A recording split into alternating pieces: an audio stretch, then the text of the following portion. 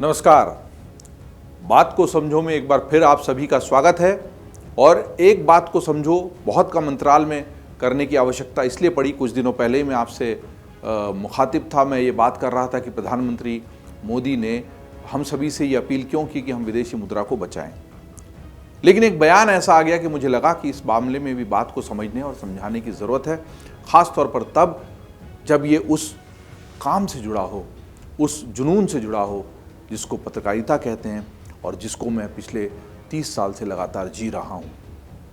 मुझे लगता है कि जो लोग जिम्मेदार पदों पर बैठे होते हैं उन्हें ख़ास तौर पर अपनी भाषा और विचारों दोनों पर संयम रखना चाहिए।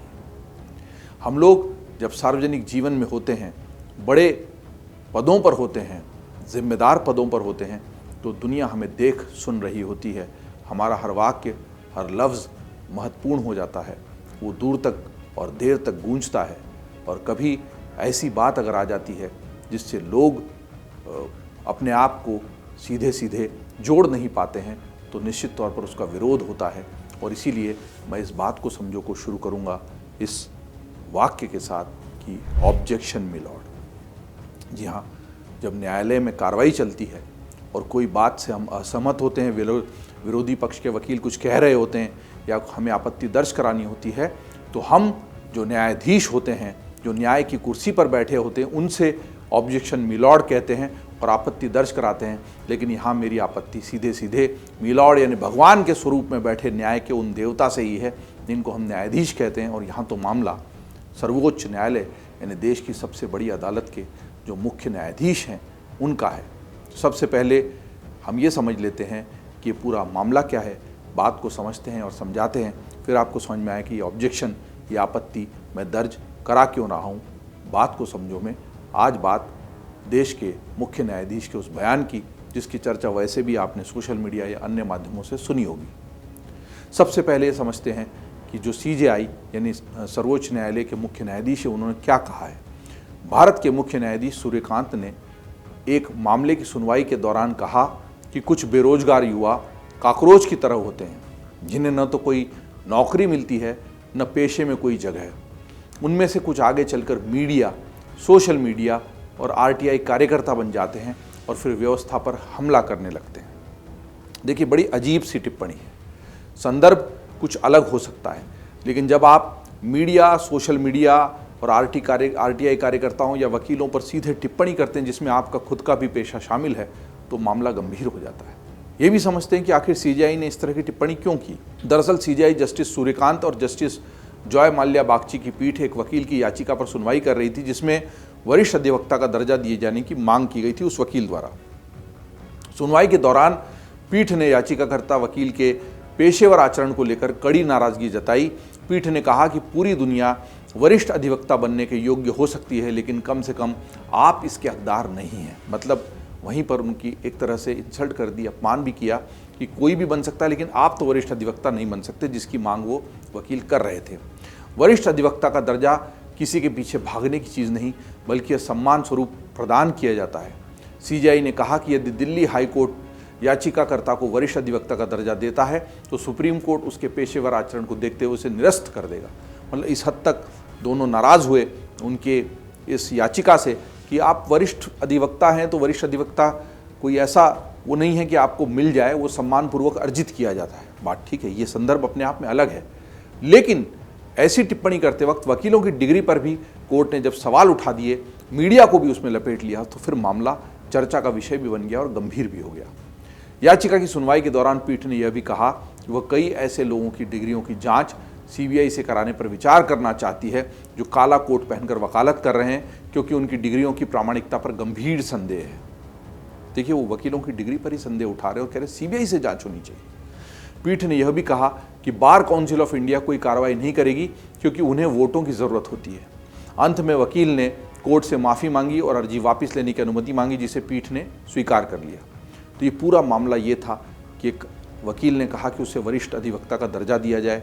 उससे भड़के हुए दोनों जजों ने, जय माल्या बागची और जो मुख्य न्यायाधीश हैं सूर्यकांत, तो आप देखिए लेकिन कि दिक्कत क्या है। अगर उनको उसकी याचिका से आपत्ति थी कर देते, लेकिन अगर वो कह रहे हैं कि फर्जी डिग्रियों से वकील बन रहे हैं, तो इस पर तो सबसे पहले आपको संज्ञान लेना चाहिए, स्वतः संज्ञान लेना चाहिए, और इस तरह की फर्जी डिग्रियों के मामले में जितनी गंभीरता से कार्रवाई हो सकती है वो होना चाहिए। फर्जी डिग्रियों का मामला अलग है, लेकिन आप समूचे पेशे को ही उसमें लपेट दें तो मिलॉर्ड फिर सवाल तो उठेंगे। अब ये भी समझ लेते हैं कि इस पूरी सीजीआई ने जो टिप्पणी की उस पर बवाल क्यों हो रहा है। सीजीआई की टिप्पणी के बाद सोशल मीडिया पर कई लोगों ने प्रतिक्रिया दी। राजद नेता मनोज झा ने खुली चिट्ठी लिखकर सीजीआई के शब्दों के चयन पर सवाल उठाया। उन्होंने कहा कि जब एक संवैधानिक लोकतंत्र के मुख्य न्यायाधीश बेरोजगार युवाओं, आरटीआई कार्यकर्ताओं, मीडिया कर्मियों और असहमति व्यक्त करने वालों की तुलना कॉकरोच और परजीवी से करते हैं तो यह केवल व्यक्तिगत आक्रोश का मामला नहीं रह जाता, यह लोकतंत्र की मूल भावना, आत्मा और उसकी बुनियादी संवैधानिक संस्कृति को आहत करने लगता है। भारत के बेरोजगार युवा, आरटीआई कार्यकर्ता, स्वतंत्र पत्रकार और असहमति रखने वाले नागरिक लोकतंत्र में रहने वाले कीड़े मकोड़े नहीं हैं। कई आरटीआई कार्यकर्ताओं, एक्टिविस्टों और पत्रकारों ने भी सीजीआई की टिप्पणी पर नाराजगी जताई। जाहिर है जो भी इस काम से जुड़े हैं, पेशे से जुड़े हैं, उनको लगता है कि उन पर सीधा हमला है। संदर्भ कुछ भी हो सकता है मिलॉर्ड आपका, लेकिन आप जब समूचे पेशे को ही इसमें लपेटते हैं तो हर किसी को बुरा लगेगा। जैसे आपने अगर मीडिया को लपेटा है तो मुझे भी बुरा लगेगा। मैं यहाँ मीडिया के पेशे में, मीडिया को मैं पेशा वैसे भी नहीं मानता हूँ, ये जुनून है, ये जिद है, और इसमें पिछले 25 से 30 सालों से इसलिए हूँ क्योंकि मेरी पसंद है। मैं अपने चॉइस से यहाँ हूँ। अगर ऐसा नहीं होता तो मैं एक मल्टीनेशनल कंपनी यानी बहुराष्ट्रीय कंपनी की नौकरी छोड़कर, अपना MBA छोड़कर पत्रकारिता में नहीं आया होता। और ऐसे बहुत सारे लोग हैं जो अपने जुनून की वजह से, अपनी जिद की वजह से, अपनी चॉइस की वजह से, अपनी पसंद की वजह से पत्रकारिता में, ऐसे बहुत सारे युवा छात्र छात्राएं, युवा पत्रकार मुझे मिलते हैं। देश के जो अलग अलग सरकारी और निजी संस्थानों से पत्रकारिता की डिग्री ले रहे हैं। क्यों? क्योंकि उनको लगता है कि वो पत्रकार बन के कुछ अच्छा कर सकते हैं, समाज को दिशा दे सकते हैं। कुछ जगहों पर अगर नकली डिग्रियों की वजह से और कोई काम न मिलने की वजह से, तो ऐसे तो और कोई काम न मिलने की वजह से कई लोग नेतागिरी करने लगते हैं। लेकिन ऐसे लोग भी हैं जो नेतागिरी इसलिए करते हैं कि उनको समाज बदलना है, लीडरशिप के उनमें गुण हैं, स्किल्स हैं। सबको एक तराजू में तोलना गलत है। अब ये भी समझ लेते हैं कि जब इतना विवाद हो गया, लोग विरोध करने लगे, सोशल मीडिया पर लगातार टिप्पणियां आने लगी, तो फिर सीजीआई साहब ने क्या कहा। दरअसल सोशल मीडिया पर मचे बवाल के बाद सीजीआई ने अपनी टिप्पणी पर स्थिति स्पष्ट की।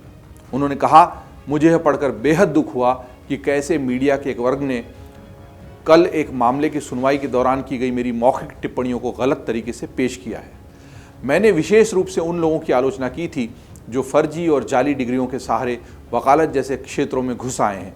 जैसे ही कुछ लोग मीडिया, सोशल मीडिया और अन्य प्रतिष्ठित पेशों में भी घुसपैठ कर चुके हैं, इसीलिए वे परजीवी की तरह हैं। सीजीआई ने युवाओं की आलोचना करने के दावों को पूरी तरह से आधारहीन और मनगढ़ंत बताया। उन्होंने कहा, यह सुझाव देना बिल्कुल बेबुनियाद है कि मैंने हमारे देश के युवाओं की आलोचना की। मुझे न केवल हमारे वर्तमान और भविष्य के मानव संसाधन पर गर्व है, बल्कि भारत का हर युवा मुझे प्रेरित करता है। यह कहना कोई अतिशयोक्ति नहीं होगी कि भारतीय युवाओं के लिए मेरे मन में बहुत सम्मान है और मैं भी उन्हें विकसित भारत के स्तंभ के रूप में देखता हूँ। निश्चित तौर पर ये थोड़ा सा डैमेज कंट्रोल तो है, लेकिन फिर भी ये बड़ी संतुलित और मर्यादित टिप्पणी है, सम्मानजनक टिप्पणी है।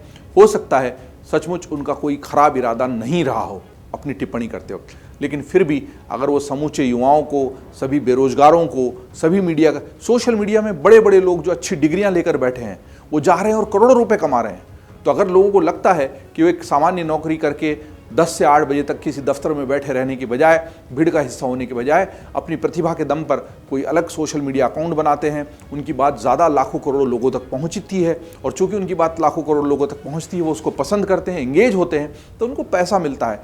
तो इसमें कोई ख़राब बात तो नहीं है। वो किस तरह का कंटेंट बना रहे हैं वो एक अलग बात है, लेकिन जिसने खराब कंटेंट बनाया है उसने भुगता भी है, वो एक अलग चर्चा का विषय हो सकता है। लेकिन लोगों के पास काम नहीं है, वो परजीवी हैं और कॉकरोच हैं और इसीलिए सोशल मीडिया में आ रहे हैं। सोशल मीडिया में वैसे भी कोई डिग्री लगती नहीं है जज साहब।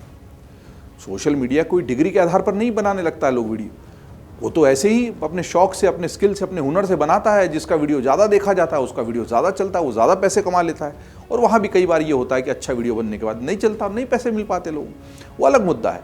आरटीआई कार्यकर्ता, हो सकता है व्यक्ति बहुत पढ़ा लिखा हो, समझदार, उसको दूसरे काम हो, लेकिन उसको लगता है कि आरटीआई का अधिकार उसको मिला है और उसके माध्यम से कई चीज़ों को उजागर कर सकता है, उसको करने दीजिए। ऐसे ही मीडिया में लोग जिद और जुनून से आए हैं। पैसा और ग्लैमर दूर से दिखता है, आज पैसा और ग्लैमर आया है, लेकिन हमेशा से पत्रकारिता में उतना और सबको मिलता भी नहीं है उतना। गांव में, देहात में काम करने वाले संवाददाता, बाइक पर, साइकिलों पर घूमने वाले पत्रकार, तमाम वो लोग जो पत्रकारिता की इस अलग को जगाए हुए हैं, इस रोशनी को जलाए हुए हैं, इसका उजाला दुनिया भर में फैलाए हुए हैं, केवल भारत की बात नहीं है, उन पत्रकारों का ये अपमान है अगर हम कहते हैं कि हाँ फर्जी डिग्री लेकर कोई आया तो गलत है। किसी भी पेशे की फर्जी डिग्री लेकर आया हो, किसी भी तरह का फर्जीवाड़ा किसी ने किया तो फर्जीवाड़ा ही अपने आप में शब्द ऐसा ना कि वो गलत है, लेकिन सबको लपेट देना गलत था। हो सकता है कि उनकी टिप्पणी संदर्भ से अलग रखकर जब देखी जाएगी तो अलग उसका प्रभाव अलग हो जाता है, लेकिन फिर भी चूंकि उन्होंने स्पष्टीकरण दिया है, उस स्पष्टीकरण को हमें स्वीकार लेना चाहिए। हमें मान लेना चाहिए कि वो देश के युवाओं को देश के मजबूत आधार स्तंभ के रूप में देखते हैं, विकसित भारत में उनके योगदान को स्वीकार करते हैं, और जो वो कह गए उनका वो मंतव्य नहीं था, क्योंकि अगर मंतव्य वैसा ही था तो हम फिर से कहेंगे ऑब्जेक्शन मी लॉर्ड। और अगर उन्होंने टिप्पणी के ऊपर अपनी सफाई दी है, वही उनका अंतर्मन है, वही सही है, तो उसका स्वागत है। और हम सभी युवाओं से ये उम्मीद करते हैं कि वो देश के विकास में योगदान दे।